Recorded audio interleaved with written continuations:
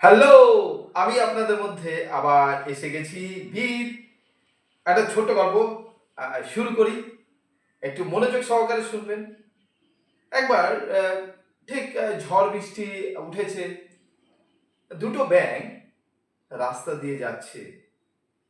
যেতে যেতে হঠাৎ একটি ছোট গর্ত ছিল। সেই গর্তের মধ্যে দুটো ব্যাঙই পড়ে গেল। পড়ে গিয়ে ব্যাঙ দুটো হতাশ। এইবার দুটো ব্যাঙের মধ্যে বাঁচার লড়াই, চেষ্টা করছে বাঁচার লড়াই। দুটো ব্যাঙই লাফ দিচ্ছে, বারবার লাফ দিচ্ছে। এবার তৎক্ষণাৎ দেখা গেল সাইড থেকে উপরে অনেক ব্যাঙ এসে জড়ো হয়ে গেছে এবং pack pack pack pack pack এরম করছে ব্যাঙগুলো। সবাই মিলে এরম আওয়াজ করছে, বিভিন্ন রকম আওয়াজ করছে। কেউ বলছে ব্যাঙদের ভাষায় যে তোরা পারবি না, ওই গর্ত থেকে উঠতে পারবি না। কে বলছে তোরা পারবি, কে বলছে এটা হয় নাকি, তোরা পারবি নাকি, আমরা যদি না সাহায্য করি তোরা পারবি না। কেউ আবার বলছে হাঁটতে গেছে এই সময়। তো এরকম বিভিন্ন ভাবে ক্যাঁ করে তারা কথা বলছে, বিভিন্ন রকম আওয়াজ করছে। কিন্তু ব্যাঙ দুটো চেষ্টা চালাচ্ছে, বারবার লাফ দিচ্ছে। দুটো ব্যাঙ বারবার লাফ দিচ্ছে, লাফ দিচ্ছে, লাফ দিচ্ছে। একটি ব্যাঙ ওরকম লাফাতে লাফাতে সে মারা গেল।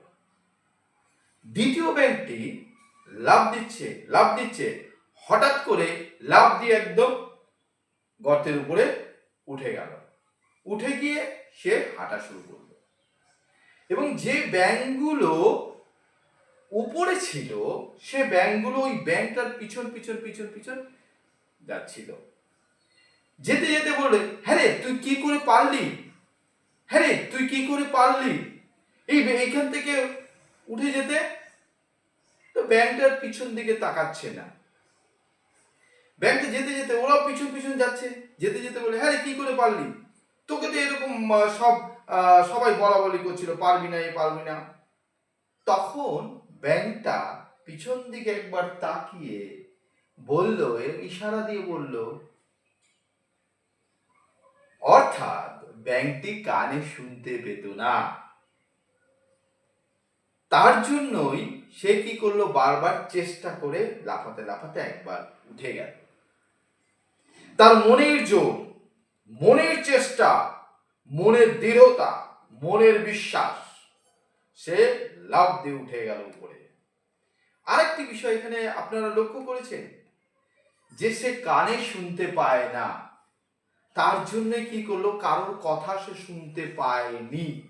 তার ফলে মনের জোরে সে কি করেছে, যেহেতু কোনো কথা সে শুনতে পায়নি, কানে শুনতে পায়নি, সেহেতু সে লাফ দিয়ে উঠলো, তার চেষ্টায় উঠে গেল। এখান থেকে আমরা কি বিষয়টা শিখলাম, এখান থেকে জীবনে এইরকম ওই ব্যাংকটির মতো কঠিন পরিস্থিতিতে আমরাও অনেকে পড়ে যাই।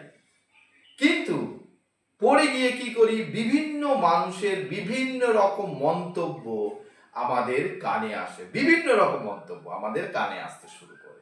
এটা পারবি নাকি, কোন একটা ভালো কাজ করতে যাচ্ছেন, এটা হবে নাকি, ও আগে এরকম ফেল করেছে, তুইও ফেল করবি, তুই পারবি নাকি, ও অঙ্কের পারেনি, তুইও পারবি নাকি, এটা খুব কঠিন, খুব চেষ্টা করতে হয় ওই ব্যাংকদের মতো কথাবার্তা বলা শুরু করতে হয়।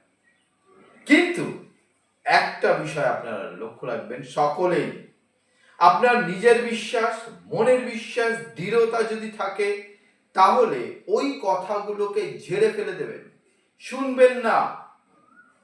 শুনলে পরেই কিন্তু আপনার বিপদ। আপনার নিজের বিশ্বাস যেটার উপর আছে, যেটাকে আপনি বিশ্বাস করেন, করতে পারবেন, সেটাই আপনি অনবরত চেষ্টা করে যান। ওই কথাগুলো সেই কানে শোনে না ব্যাঙের মতন যদি আপনি চেপে রাখেন, শুনবেন না, নিজের লাইনে চলুন, দেখবেন আপনি একদিন না একদিন আপনার সফলতায় আপনি পৌঁছে গেছেন, পৌঁছে যাবেনই যাবেন। আমরা সব থেকে পিছনে ফিরে আসি কিসের জন্য, এই বিভ্রান্তিকর, এই নেতিবাচক কথাবার্তা শুনে আমাদের মন ভেঙে যায়, কিন্তু যাদের মনে জোর বেশি, তীব্র ইচ্ছা, ইতিবাচক মন, তারাই কিন্তু জীবনে আস্তে আস্তে উঠে যায়, ঠিক ওই ব্যাঙের মতো। তো আমরা সকলেই চেষ্টা করব জীবনে উঠবার জন্য। আমি যেটাকে ভালোবাসি, যেটা আমি করতে পারি, সেটা নিয়েই বিভিন্ন ইতিবাচক কথাবার্তা শুনবো, পড়বো, শুনবো, অনুশীলন করব, এগিয়ে যাব।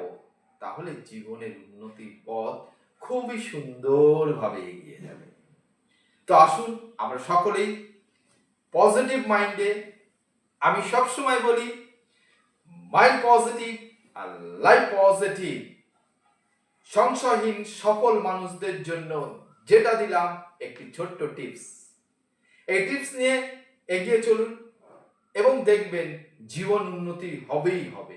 বিশেষ করে যারা অল্প বয়সের মানুষজন আছেন, ছাত্রছাত্রী আছেন, তারা একটু এই কথাটা শুনে চলবেন, দেখবেন জীবনে উন্নতি হবেই হবে। নমস্কার, স্যালুট, ভালো থাকবেন, খুশি থাকবেন।